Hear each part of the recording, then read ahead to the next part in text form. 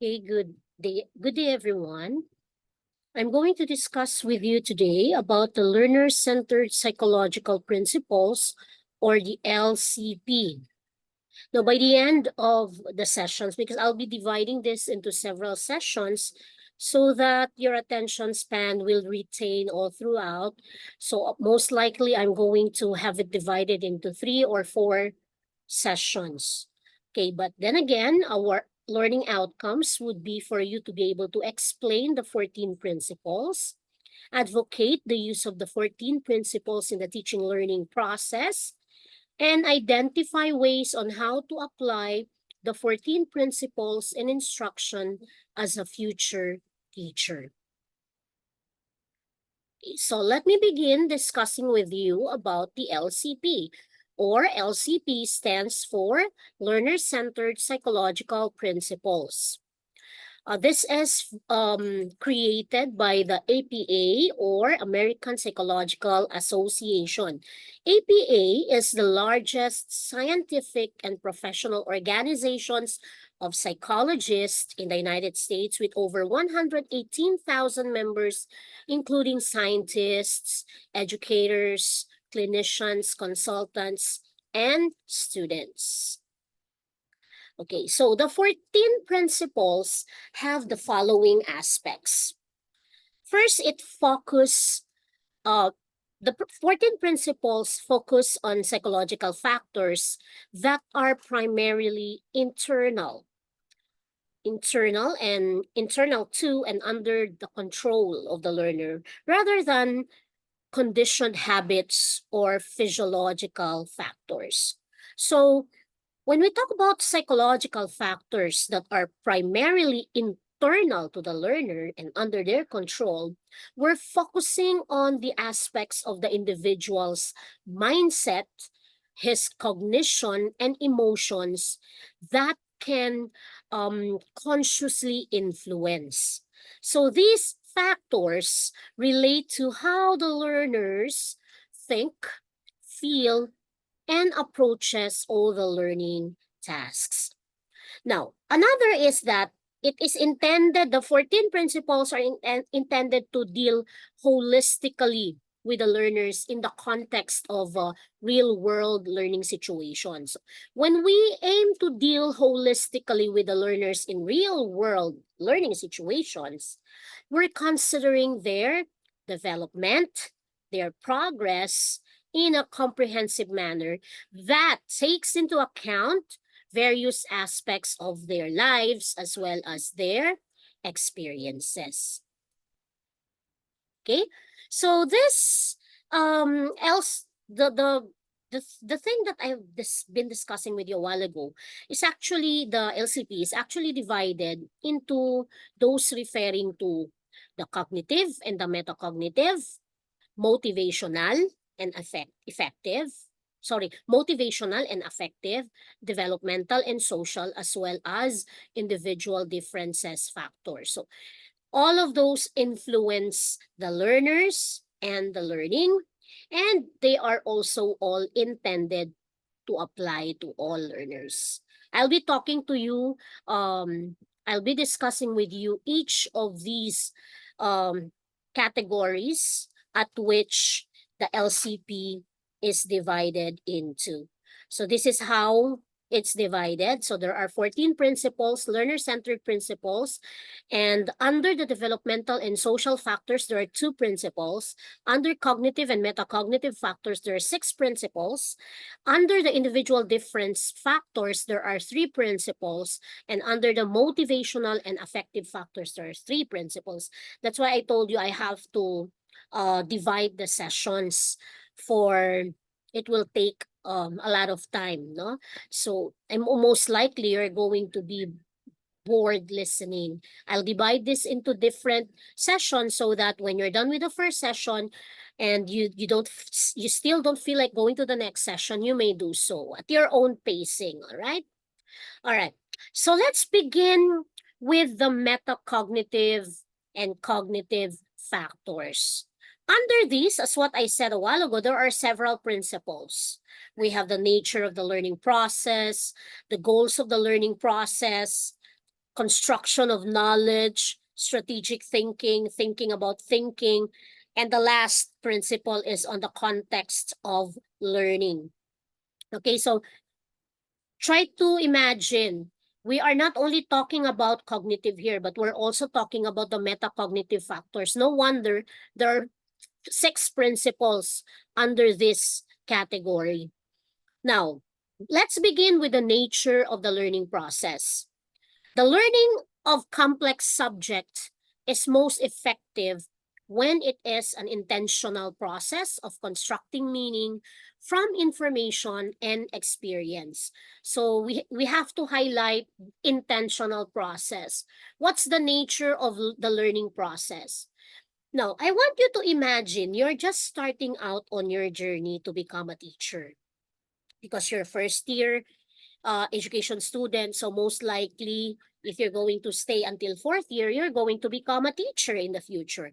So let's imagine you're starting your journey to become a teacher. And of course, you're learning about how kids learn, and you're also learning how to teach them best. It's like what? It's like laying the foundation for a big, sturdy building. So what are the things that you need to do? First, you need to understand that teaching is not just about giving information to students. It's about helping your students make sense of that information in a meaningful way. So that is where the idea of constructing meaning comes in. When kids learn, they're not just memorizing facts like robots. Okay? They're actively building their understanding. They're connecting new ideas to what they already know. Okay? It's like helping them build a bridge between what they learn in class and their real life experiences. As future teachers, you'll need to be intentional about how you teach. That means you'll have to plan your lessons carefully, set clear goals for what you want your students to learn, and definitely you have to choose the right strategies to help them reach those goals. So it's like being an architect of that sturdy building. You need a solid plan to make it stand tall. Okay? And just like kids need to actively engage in their learning, as teachers, you'll also need to be actively engaged in your teaching. That means being flexible and responsive to your students' needs. You try different approaches when you feel or when you see that something does not work. And of course, this is very important. You have to reflect on your practice to see as a teacher what can be improved.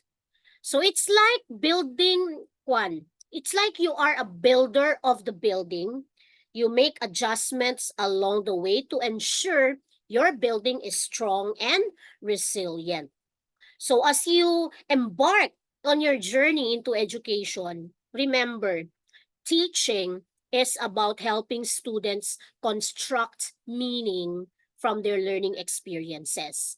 And that as a teacher, you have to be intentional in your teaching by actively engaging with your learners or with your students. And always strive to build strong foundation for your learners' future success. Okay, so that's number 1. A successful learner is active, goal-oriented, self-regulating, and someone who assumes personal responsibility for contributing their own learning. So I have a very long discussion on this because I want to highlight with you all these qualities of an active learner. So if you talk about active learners, you are talking about successful learners as detectives. They always search clues and they always ask questions. So they don't just sit around no at the back and they don't just sit and listen all throughout.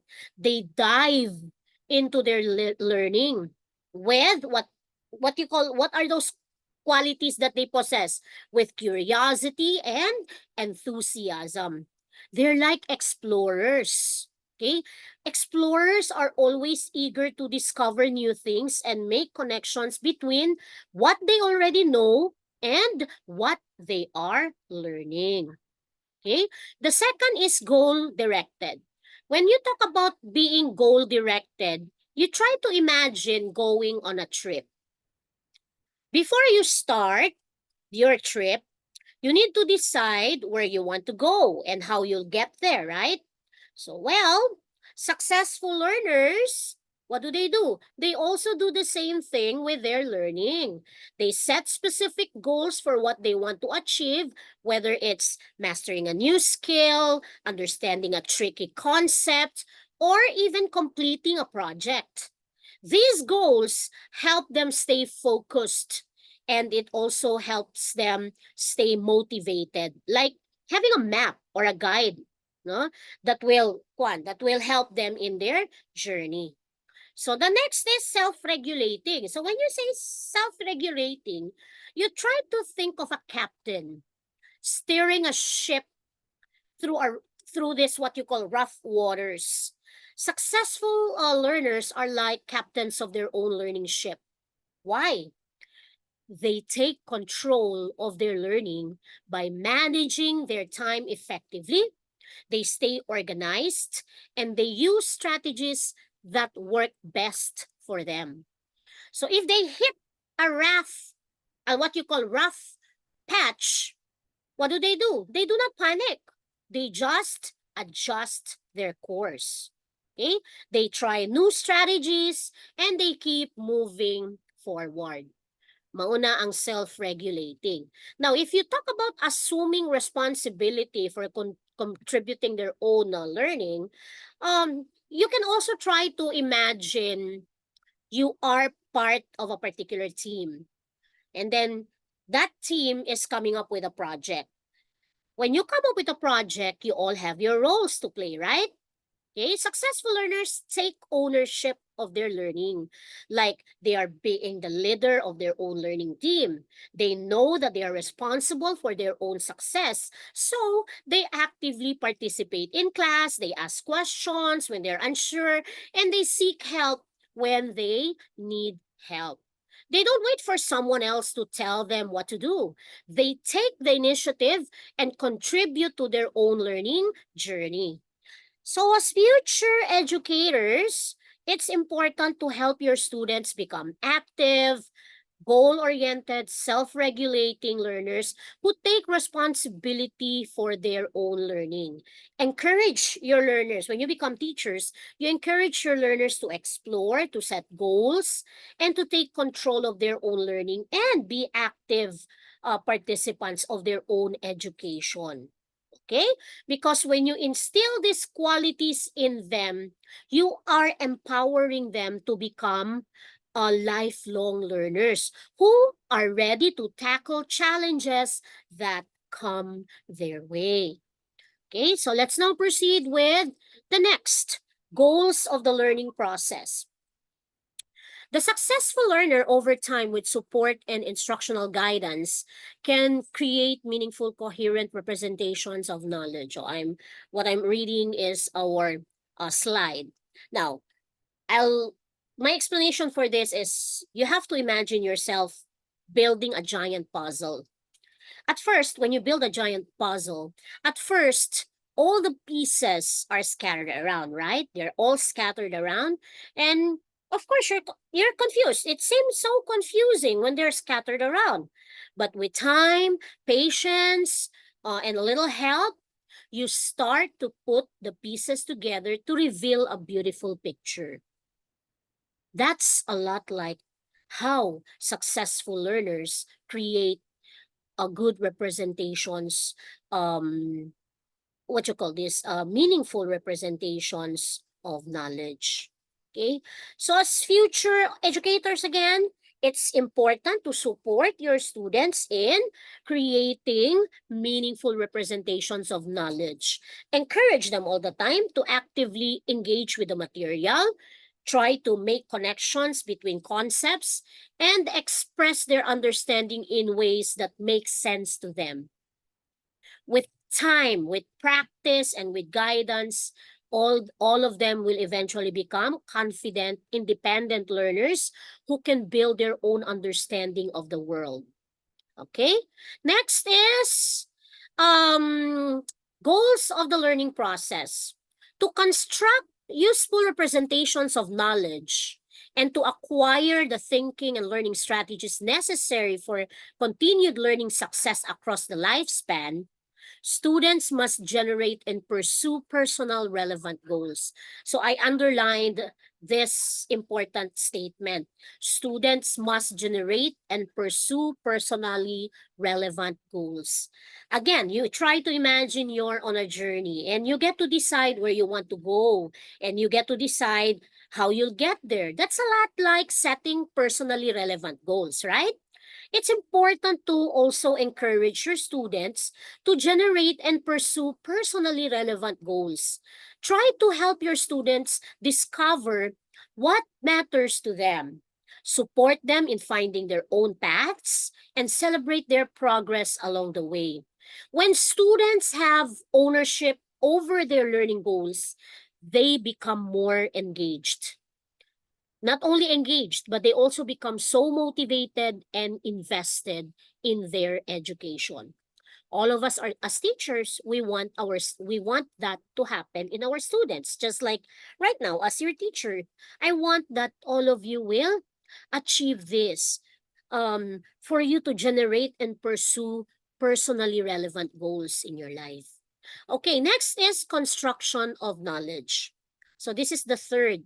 Construction of knowledge is that when you say that a learner is successful when he is able to link new information with existing knowledge in meaningful ways.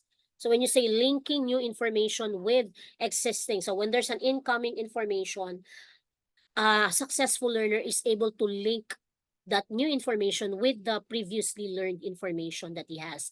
Imagine your brain is like a big library full of books. Each book represents something you already know. Okay, so each book is being represented by something that you already know. Now, when you learn something new, it's like adding a new book to your library. But here's the cool part. Successful learners don't just add new books randomly. They're like expert librarians who carefully organize the books in their library. So when they learn something new, they look for connections to the books they already have. So it's like finding similar topics or themes between the new book and the ones they already know. When they do this, they create links or they create pathways between the new information and what they already understand. So it's like connecting different sections of your library with paths or bridges. So this helps the learners remember the new information better and understand it more deeply. It's like making sense of a new story by relating it to stories you've read before.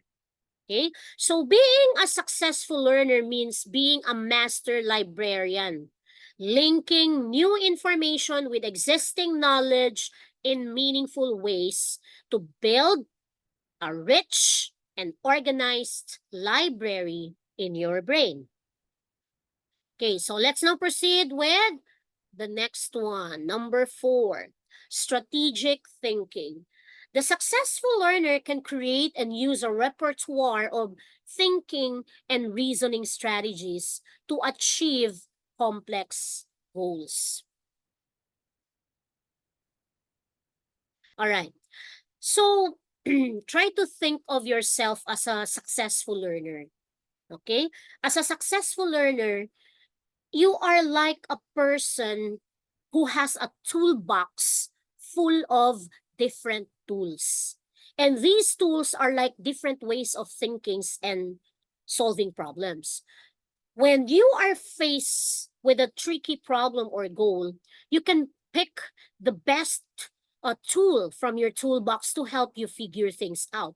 So it's like using a screwdriver to tighten a screw or a wrench to fix a bolt.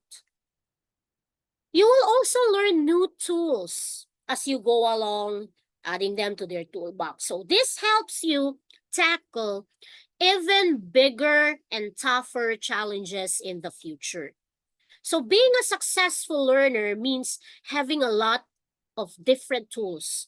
When I say tools, what I mean is strategies. So all these tools will help you achieve your goals and solve your problem. So let's proceed with this one, strategic thinking. Successful learners use it. If you have if you have a lot of strategies in thinking, it will help you as a successful learner when it comes to your learning, reasoning, problem solving, and concept learning. So when you say strategic thinking, a while ago I gave you an idea that strategies are like tools, no? Tools, box of tools. Now, you can also think of strategic thinking as like having a secret plan for being really good at learning, for being really good at solving problems, and of course, understanding new ideas. Every successful learner used this plan in four main ways. So we said learning. Imagine you're going on an adventure to learn something new. Strategic thinking helps you decide how to explore and understand new thing, like choosing the best path to follow on your adventure. Now, when you have reasoning, when you make use of reasoning, when you think about things and try to understand them, that's reasoning. Now, strategic thinking helps you use your brain in smart ways to figure out how things work, how things work, and why is this important. So that's one thing really that I want my students to fully understand. For you to determine what's the reason why you're doing reporting. Why is it important that we are asked to do demo teaching? Okay? You have to figure out how to do those things and at the same time determine why they are important to you as would-be teachers. Then we have the problem solving. Sometimes you'll encounter tricky problems that need solving.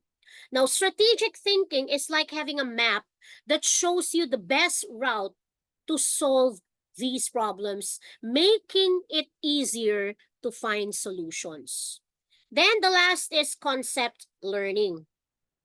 Okay, so when we talk about concept learning, um, we actually have to first one, define concepts. Concepts are actually big ideas, right? They are big ideas that help you understand the world around you. While strategic thinking helps you break down all these big ideas into smaller, easier to understand parts. Like, what do? You take apart a puzzle to see how it fits together. So when you use strategic thinking, it's like having a superpower. Okay? Superpower that helps you learn, that helps you reason, that helps you solve problems and understand new ideas better and faster. Okay, this is the second to the last. Thinking about thinking. So higher order strategies for selecting and monitoring mental operation facilitate creative and critical thinking. The simplest explanation for thinking about thinking is to imagine it like having a little voice in your head that asks questions about how you think and understand things.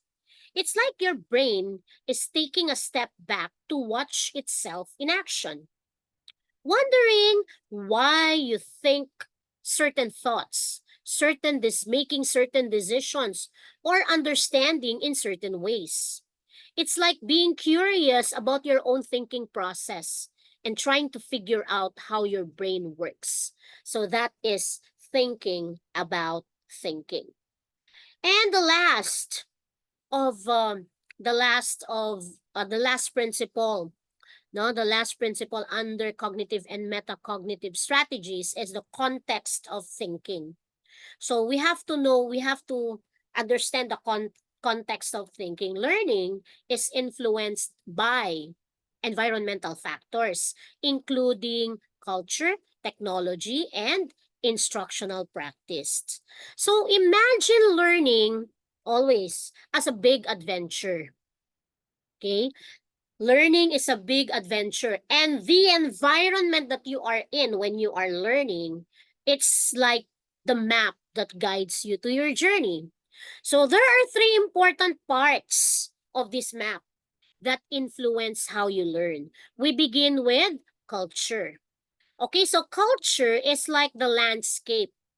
It is like the landscape of your adventure, just as different landscape, it has this different, what you call this, features, different challenges, different cultures, and different, when you talk about different cultures, they have their own ways of doing things, and they also have their own ways of understanding the world.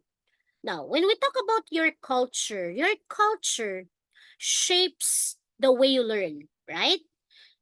Culture shapes the way you learn by influencing the language you speak, the traditions you follow, and the values that you hold dear.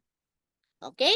Now, if we talk about technology, technology is like the tools and the gadgets that you bring in your adventure.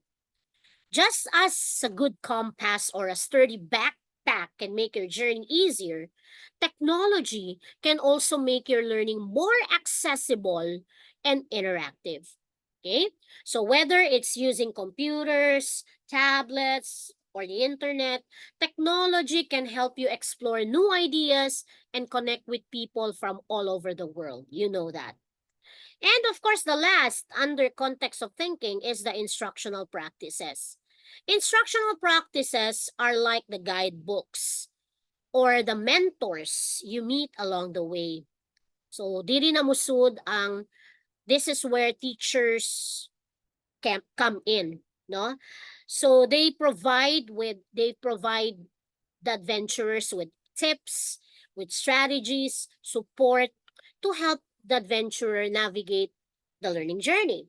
So whether it's a teacher in a classroom, it can be a tutor online or a mentor in your community, instructional practices shape what you learn by providing guidance and feedback.